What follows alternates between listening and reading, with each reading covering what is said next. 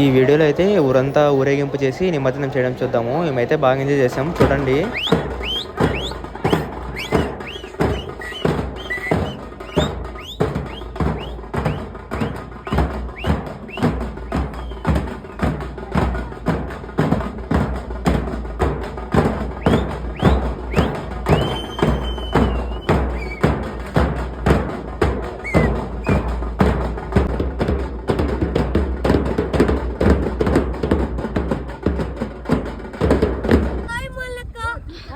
Hello friends, మొత్తానికైతే చెరువు గట్ట దగ్గరికి వచ్చేసాము. మా వాళ్ళందరూ రిలాక్సింగ్ మూడ్లోకి వచ్చేసారు చూడండి.